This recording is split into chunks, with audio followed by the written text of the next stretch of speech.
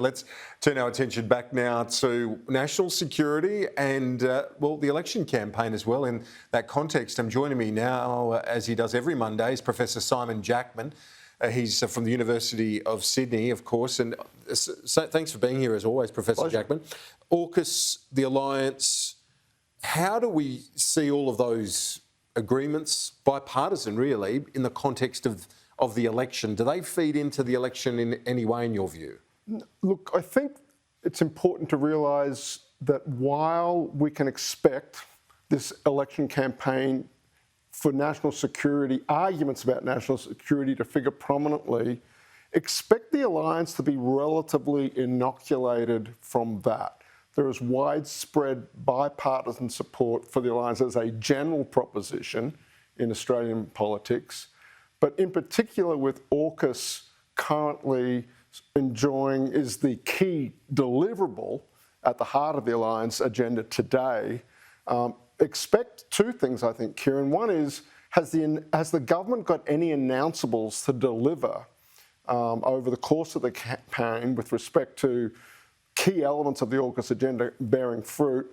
And B, will there be any shades of difference between the coalition and Labor? And I expect not, but I'll be very interested to see how this particular aspect of national security, where there is no substantive difference between the parties, how nonetheless in an election campaign where the coalition is at pains to say that Labor is not a safe pair of hands on some of those big questions facing the nation, how, when it comes to something where demonstrably there is such a strong bipartisan consensus, how does Labor manage that, and how does the coalition perhaps look for perhaps other aspects of the national security agenda to prosecute that argument? On the substance of the claims that there's bipartisanship, what are the links like between both the parties and Washington, which you know well, that city? Sure. Do they both have significant links to Washington, D.C. and to the security establishment there? Yeah, absolutely. So look, I look at Richard Marles in particular, who is now not Shadow Defence Minister, has a different role, but for leading up to 2019 in particular, when he was Shadow Defence Minister, and Senator Wong, who's been Shadow Foreign Affairs Minister over the 2 terms now. Both of them, DC is a regular to-go place for them. I think going right back to the last time Democrats were in office in Washington, those links got firmed up quite strongly through institutions like the American-Australian Leadership Dialogue, through us, the United States Study Centre, my former home, through the parent organisation of the United States Study Centre, the American-Australia Association. There is a lot of outside of government institutional tissue there for the out party of Australian politics to find, nonetheless, plenty of ways to get to know Washington, get to know their opposite numbers. And it's a key thing that organisations like the US Study Centre, like the AAA, that they perform. There's the government links where the government of the day enjoys that incredibly intimate relationship. Yeah. Minister to secretary, secretaries of departments into their opposite numbers in the US. It's a legitimate question to ask. What about opposition?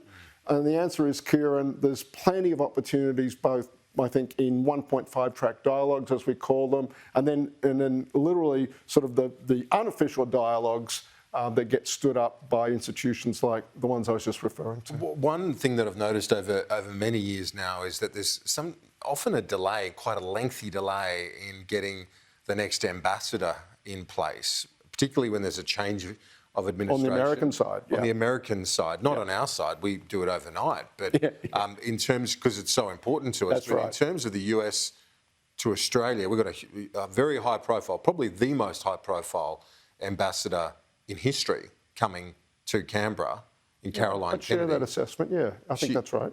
She's have to be one of the most well-known. That name doesn't get any bigger. You don't get any bigger than the Kennedys. Kennedy, And she's meant to be coming, but still not here in Canberra. What's the latest on that front? Well, Kieran, I suspect this will be backed up behind the Australian election. I think parachuting a brand newly minted ambassador into the hothouse of an Australian election campaign. If she does arrive in country before the election, there'll be very limited public engagement, if any at all.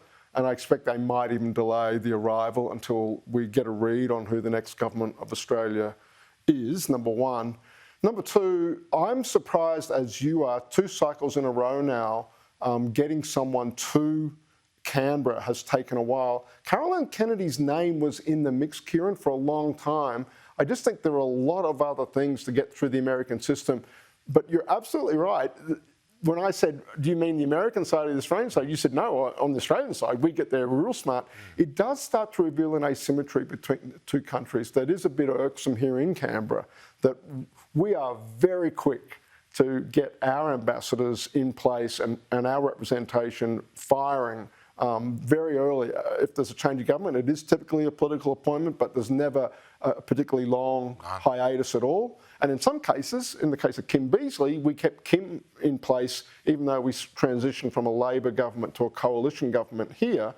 I think what's happening we are getting a little bit of a taste, whether we like it or not, that we perhaps do not hit that very, very top tier of must fill in the first 6 months sort of appointments. There are 2 ways to read that, Kieran. One is the Australian-US relationship is in such good shape, it can tolerate not having a political appointee in place for a while. The other is the earlier one I was putting forward, and that is perhaps we don't rate quite as highly as we think we might in DC.